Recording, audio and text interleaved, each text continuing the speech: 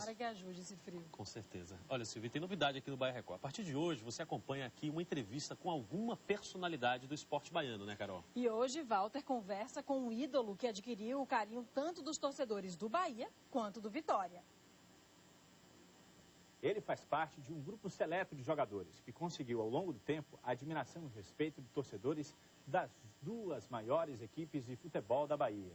Estou me referindo a Preto Casagrande, que começou que veio jogar no Vitória em 96, mas também passou pelo Bahia e hoje é adorado pelas duas torcidas. E toda vez que alguém fala sobre o seu nome, sempre vem a pergunta no ar: Preto, seja bem-vindo. A pergunta é: finalmente, Preto, você parou de jogar ou não? Eu vejo o caso do Geraldo com 37 anos ainda na ativa aí no Vitória. Você está com 36 de uma forma física para fazer muito jogador do Bahia e do Vitória morrer de inveja. E aí, Preto? É isso aí, Walter. Obrigado pelo convite, primeiramente. E até ontem eu estava pensando em parar, mas aí você me convida para um programa desse, me dá vontade de voltar a jogar. Mas como eu acho que tudo na vida tem que ter um começo, meio e fim, né? E eu não fiz minha despedida ainda. Às vezes o meu filho me pede: pô, pai, queria ver você jogar, porque agora que ele começou a entender de futebol. Então eu sonho às vezes que estou jogando. É um momento muito complicado para o jogador. Se ele soubesse, né, a dificuldade que é você parar de jogar, eu acho que os jogadores de futebol hoje dariam mais valor à profissão. Mas é um momento que eu não quero nem dizer que sim, nem dizer que não. Eu vivo, estou vivendo bem, tenho minhas empresas, graças a Deus que ocupo minha cabeça o maior tempo. Mas futebol é uma cachaça, né? Eu ainda quero viver do futebol ainda por muito tempo e estou sempre estudando. Já fiz curso de treinador, já fiz estágio com meu primo que é treinador de Botafogo, então estou sempre envolvido com o meio do futebol, porque foi o que me fez. Tudo que eu tenho na minha vida eu devo ao futebol, e Bahia e Vitória tem um significado muito grande, né, nessa minha trajetória. A gente está vendo algumas imagens, né, do tempo que você atuava, esses gols aqui que a gente está tendo a oportunidade de ver quando você atuava pelo Bahia, olha só. Com o meio de campo. Copa Nordeste, contra o CRB. Você lembra bem de todos os gols que você marcou, né? Eu lembro, de vez em quando eu assisto, né, tem um DVDzinho para mostrar, principalmente para o Rafael, que é o meu filho, e aí dá uma saudade imensa, né? Eu acho que isso é o que mais deixa a gente assim triste, né? O fato de nunca mais fazer um gol, né? Nunca mais ter essa energia do torcedor, né? Com essa foi a final do Campeonato Nordeste. Esse 2001. É um jogo que o torcedor do Bahia sempre lembra, contra o Sport. Contra o Sport. O Zete até hoje procura essa bola. Foi o último título que o Bahia teve dentro da Fonte Nova, né? Então tinha mais de 80 mil pessoas. Esse jogo contra o Vasco? Aí foi o jogo contra o Vasco, gol de falta. 4-2? Carlos Germano no gol. Isso gerou uma polêmica grande, né? Porque eu tinha vindo do Vasco um ano antes, Eurico era dirigente, e aí foi uma jogada que eu falei que ia parar de jogar, que eu estava indo trabalhar com meu pai, e acabei aparecendo no Vitória, e nesse ano, logo no ano seguinte, acabamos vencendo o Vasco no Barradão com esse gol de falta aí. Falando do Vitória, Preto, a gente aproveitar para te perguntar a respeito do como é que você está avaliando esse desempenho do Vitória na Série B, em especial esses próximos 2 jogos contra o Criciúma nessa terça e contra o São Caetano no fim de semana lá em São Paulo. Você acha que o Wagner Benazzi conseguiu encontrar o time certo, ou o torcedor do Vitória pode temer essas 2 próximas partidas? O Vitória conseguiu duas importantes vitórias, né, com a chegada do Benazzi, mas sem apresentar um futebol que convença, né, o seu torcedor. E eu acho que esses 2 jogos vão ser um divisor de águas aí no que pensa o Vitória para o campeonato, né? Porque o Benazzi já vai ter um pouco mais da cara dele no time, já vai ter um pouco mais de tempo para ele definir o que ele quer, né, com a filosofia dele. E esses 2 jogos fora mostram realmente se o Vitória pensa em subir de divisão ou vai ficar brigando ali pelo meio da tabela, nem com a possibilidade de cair. Eu acho que é quase impossível. Mas eu acho que pelo elenco que o Vitória tem, pelo investimento que está sendo feito, pelos salários que estão sendo pagos pelo Vitória, o Vitória tem obrigação de subir. O Vitória, eu acho que é um elenco mais caro do Brasil, tirando com a Portuguesa. Eu acho que talvez a Portuguesa tenha uma coisa parecida. Mas fora a Portuguesa, o Vitória é o que mais investe, é o que mais paga salário. Então eu acho que tinha obrigação de subir em função até dos adversários. E vamos falar agora sobre o Bahia. O Bahia também tem uma partida fora de casa no meio de semana, mas vai pegar o Palmeiras lá em São Paulo.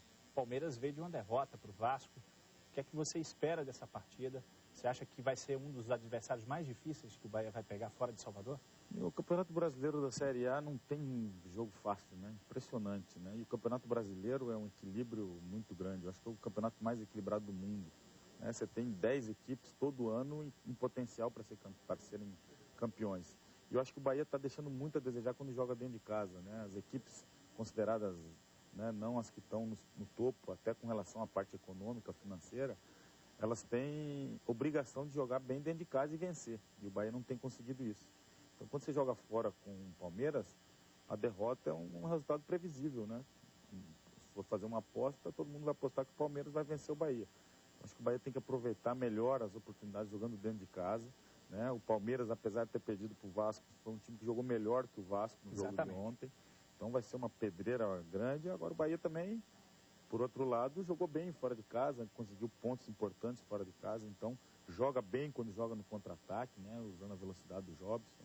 Então a gente espera que o Bahia faça um jogo melhor do que foi esse contra o Inter, né? Para conseguir pelo menos, eu acho que um ponto já é um ponto satisfatório na volta de São Paulo. Eu vou te provocar nesse encerramento do nosso bate-papo. Se você tivesse a oportunidade de escolher Bahia ou Vitória para voltar a jogar? Eu acho que eu seria injustiça da minha parte escolher um outro time. As pessoas me param na rua, me perguntam muito para qual eu torço. Não tem como escolher um ou outro, né? Eu vivi particularidades dentro do Bahia e dentro do Vitória, que eu seria muito injusto se eu escolhesse um ou outro. Então, sou um cara, sempre fui muito profissional, sempre me dediquei ao máximo, né, nas equipes que passei, Bahia e Vitória não foram diferentes. Então não tem como eu escolher um ou outro, não. Eu torço muito pelos dois, pelo futebol da Bahia, porque hoje vivo na Bahia, gosto do esporte, gosto do futebol em especial. Então torço muito para que Bahia e Vitória joguem bem, consigam, né, seus êxitos nas duas séries, na A e B, e sempre esperando ver cada vez mais um futebol melhor, tanto de Bahia como de Vitória. Preto, muito obrigado pela participação. Um abraço. Valeu, Walter. Obrigado a você. A gente fica por aqui. Silvio Preto, você sabe muito bem na resposta do Walter Lima, né? Olha, um jogador que marcou o seu currículo na história do futebol da Bahia com muita personalidade. Só me lembro de um jogador igual a Preto Casagrande. Foi o jogador Osni, que atuou tanto pelo Vitória como pelo Esporte Clube Bahia e não saiu manchado em nenhuma das duas torcidas. A mesma coisa aconteceu com o Preto Casagrande, que a gente tem saudade para ficar discutindo de futebol, que ele também é um bom comentarista. Ok, Silvio, muito obrigada, viu, por mais uma participação sua aqui no Bahia Record. E a gente espera que você volte com boas notícias sobre Vitória e Bahia. Lamentando apenas e deixando aqui uma irreverência para o torcedor do Esporte Clube Bahia. O Bahia acaba de instituir o bicho família. Isso quer dizer, toda vez que o Bahia ganhar, cada esposa de jogador recebe R$300 de bicho. Dá para comprar bombom e chocolate, não dá? Porque não dá nem para comprar, com sinceridade, um celular na passarela da rodoviária. Valeu, Silvio. Obrigado. Obrigada, Silvio. Boa noite. Agora a gente fala das denúncias de corrupção contra Ricardo Teixeira, o presidente da CBF. Neste fim de semana, a polícia fez uma operação em busca de documentos de uma empresa suspeita de fraude na organização de um amistoso da Seleção Brasileira em novembro de 2008. Olha, cara, o Ministério Público quer a devolução dos 9 milhões de reais que foram pagos com dinheiro público por apenas um jogo da seleção. A sede da empresa Ailanto Marketing Limitada fica numa sala deste centro comercial no Rio de Janeiro. O local foi vasculhado por policiais de Brasília. Eles investigam uma suspeita de fraude na realização de um amistoso da seleção há 3 anos. O valor do evento não foi aprovado pela Procuradoria do Distrito Federal, mas mesmo assim, a Ailanto, o então governador José Roberto Arruda e a Confederação Brasileira de Futebol assinaram o contrato. Os direitos sobre o jogo foram cedidos à empresa pelo presidente da CBF, Ricardo Teixeira. A investigação da Polícia Civil de Brasília começou após as denúncias feitas pelo jornalismo da Rede Record no mês de junho deste ano. O Ministério Público também se manifestou e quer a devolução aos cofres públicos dos 9 milhões de reais pagos pelo governo do Distrito Federal à empresa Ailanto Marketing, responsável pela organização do amistoso entre as seleções de Brasil e Portugal em novembro de 2008. A polícia estima que a farra com o dinheiro público tenha sido ainda maior, já que as despesas do evento de responsabilidade da Ailanto Marketing foram pagas pela Federação Brasiliense de Futebol. Quem dirigia a entidade era o chefe de gabinete do ex-governador Arruda, que que teve o mandato cassado em março do ano passado. No último sábado, uma marcha de protesto contra Ricardo Teixeira reuniu centenas de pessoas em São Paulo. Os manifestantes seguiram da Avenida Paulista até o estádio do Pacaembu. Os torcedores exigiram a saída do presidente da CBF, envolvido em suspeitas de corrupção. Os manifestantes ainda queimaram um boneco de Ricardo Teixeira. Para o ministro dos Esportes, Orlando Silva, os torcedores têm o direito de protestar contra o homem forte do futebol brasileiro. O comitê local é definição da FIFA, responsabilidade da FIFA. E manifestações é da democracia. O Brasil é uma democracia. Essa não será a primeira, já aconteceu no Rio de Janeiro, não será a última. E nós temos a obrigação de conviver democraticamente com isso. Agora vamos falar de kart. Ontem aconteceu a 4ª etapa do Campeonato Baiano. Cerca de 40 pilotos participaram. Os vencedores, é claro, em homenagem, dedicaram a vitória aos pais. Velocidade, adrenalina e muito barulho.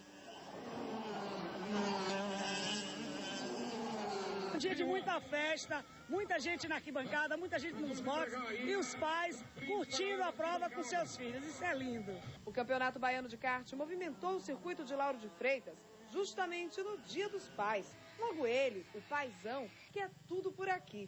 Treinador, mecânico e, é claro, o fã número 1.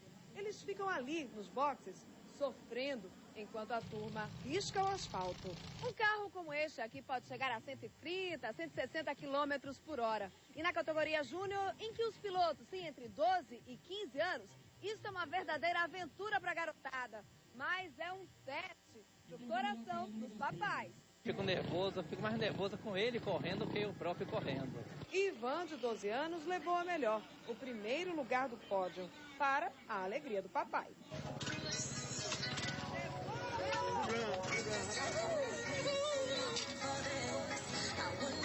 Pra que você dedica essa vitória? Pro meu mecânico e pro meu pai. Por quê? Meu pai, porque ele é meu pai, eu amo tanto ele. Meu mecânico, porque ele também é pai. Então eu dedico a vitória pra ele também. É um grande presente, porque esse aqui é muito esforçado. Então cada vez que o esforço se transforma em vitória, é um orgulho para mim, então no Dia dos Pais melhor ainda. Mas o melhor presente não é a medalha de ouro, é o esforço, o suor e principalmente a cumplicidade. André ficou com o 3º lugar, nem por isso menos importante para o pai. Vencedor é vencedor, seja qual for a colocação. Acho que a próxima corrida, acho que dá para ficar em 2º e em 1º lugar. Incentivo não vai faltar nunca. Não, jamais. O pai está aqui para isso.